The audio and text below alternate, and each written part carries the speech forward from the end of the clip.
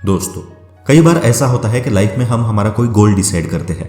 उस गोल को पाने के लिए हम एक प्लान बनाते हैं, पर हम उस प्लान को 2-4 दिनों तक ही एग्जीक्यूट कर पाते हैं और हमारी कंसिस्टेंसी ब्रेक हो जाती है।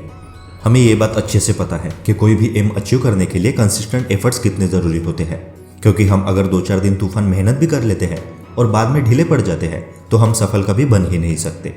तो दोस्तों, इस वीडियो में हम अपने ज़िंदगी में कंसिस्टेंट रहकर हमारा एम जल्द से जल्द कैसे अचीव कर सकते हैं ये डिस्कस करने वाले हैं।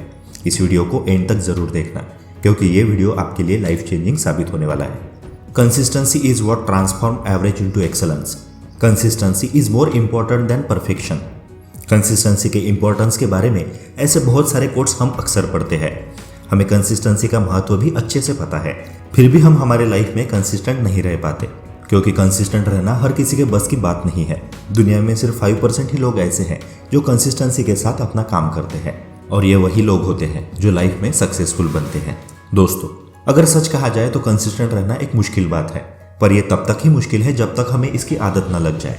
एक बार किसी इंसान को कंसिस्टेंटली मेहनत करने की आदत लग गई तो वो इंसान कभी पीछे मुड़कर नहीं देखता। सफलता की सीढ़ियां वो आसानी से चढ़ पाता है और उसे हराना नामुमकिन हो जाता है। अब अगर कोई इंसान कंसिस्टेंट नहीं रह पाता तो उसके कई सारे रीजंस भी हो सकते हैं।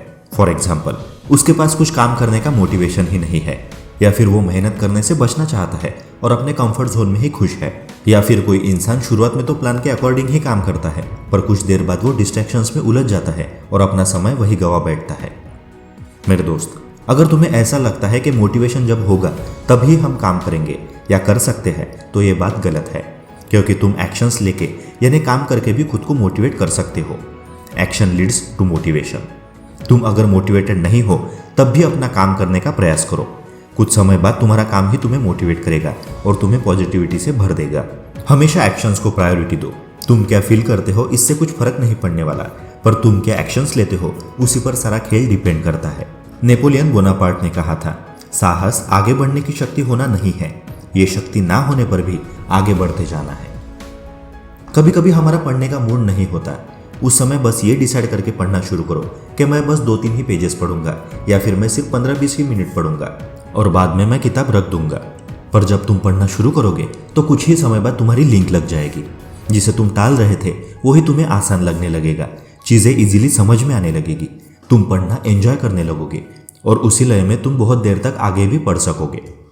ये ट्रिक हम कोई भी काम करने के लिए यूज़ कर सकते हैं। फॉर एग्जाम्पल, अगर तुम्हारा जिम जाने का मन नहीं कर रहा, ये डिसाइड करो कि मैं वहाँ जाकर बस 2-3 ही एक्सरसाइज करके वापस आ जाऊँगा। जब एक्चुअली तुम एक्सरसाइज करने लगोगे तो उसमें ही तुम्हें मज़ा आने लगेगा और तुम तुम्हारा पूरा शेड्यूल फिनिश कर लोगे। ऊपर से वो टास्क पूरा करने की खुशी और पॉजिटिव फीलिंग अलग से तुम पा सकोगे। मुझे बस तुम्हें यही बताना है कि तुम्हारे अंदर कोई भी काम करने का मोटिवेशन अगर नहीं है तो तुम्हें उस काम को छोटा टारगेट सेट करके शुरू कर देना है और सोचने में ज़रा भी वक्त बर्बाद नहीं करना है। ऐसा करने से आप देखोगे कि आपने डिसाइड किए हुए टास्क आप इजीली पूरे कर पा रहे हो। दोस्तों, कंसिस्टेंट नहीं रह पाने का एक रीज़न ये भी हो सकता है कि हम हमारे टारगेट्स ही रियलिस्टिक नहीं रखते।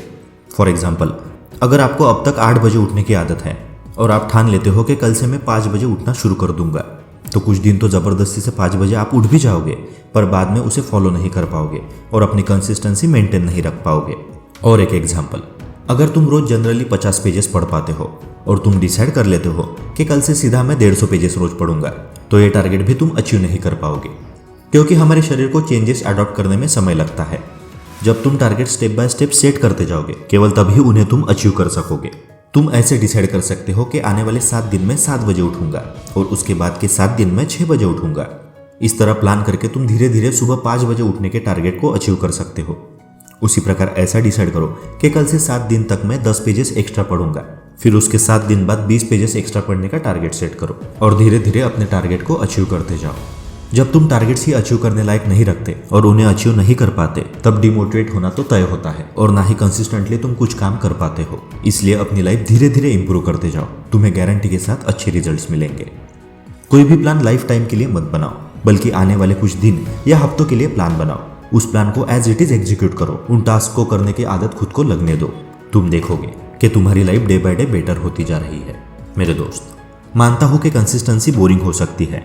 एक ही काम को हमेशा करते रहना, एक ही शेड्यूल को रोज फॉलो करना बोरिंग हो सकता है, पर कंसिस्टेंसी के अलावा हमारे पास कोई ऑप्शन ही नहीं है, क्योंकि यही कंसिस्टेंसी हमें एक दिन टॉप पे पहुंचाती है। हमें कंसिस्टेंटली अपने गोल को अचीव करने के लिए काम करते रहना है। हमें सक्सेसफुल बनना है, हमें लाइफ में विनर बनना है। मोहम्मद अली ने कहा था, I hated every minute of training but I said don't quit, suffer now and live the rest of your life as a champion. दोस्तों, ऐसे ही और वीडियोस को देखने के लिए चैनल को सब्सक्राइब करके बेल आइकन को प्रेस कर दे। मिलते हैं अगली वीडियो में। Thank you, take care and keep hustling.